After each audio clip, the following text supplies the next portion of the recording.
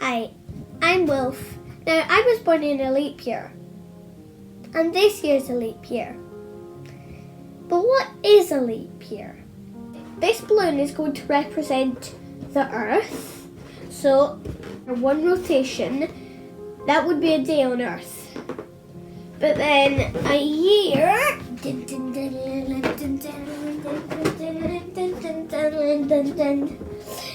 would be a full rotation of the sun. But there's no reason why those two should sync up. Like, there's no reason that there should be exactly 365 or 366 days in a year. Well, there isn't.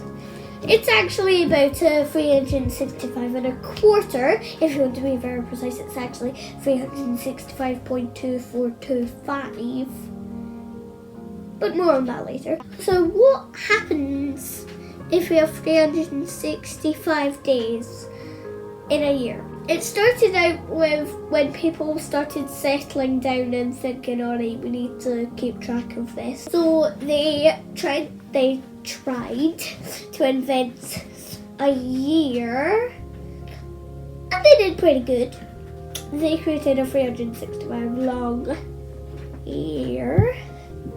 And so that carried on for quite a while, but little by little, they were the same, but every year it just moved a tiny bit more, and a tiny bit more. So 365 days isn't quite enough, so every spring comes a little bit later. It comes a wee bit later, because the year slips away from the seasons just a tiny wee bit every year. So that's when Julius Caesar invented the Julian calendar, which was where every 4 years they added in an extra day on 29th of February. But when Julius Caesar was trying to fix it, he noticed something wrong with his own calendar, and by 46 BCE,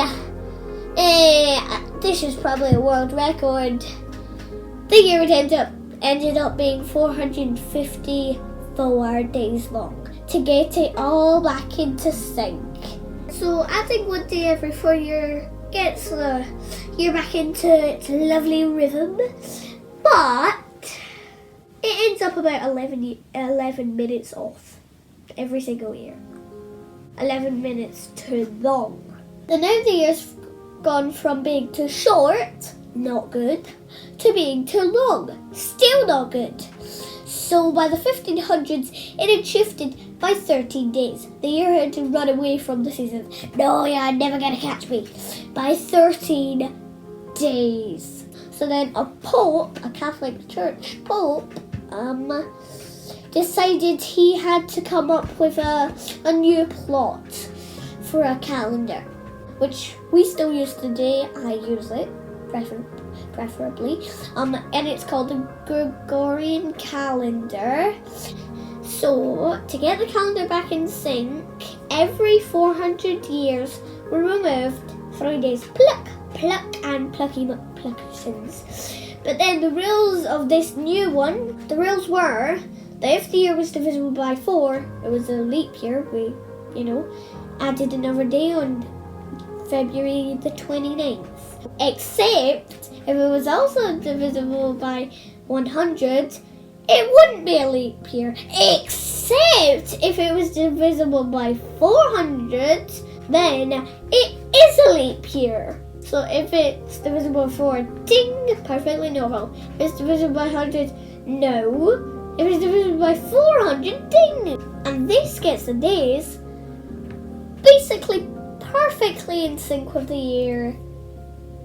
Except it isn't. Should we fix this? I mean, days vary anyway, so should we fix it? Nah.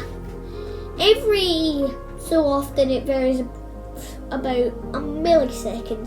Now you might think, oh no, in about a millennium that'll cause a giant problem.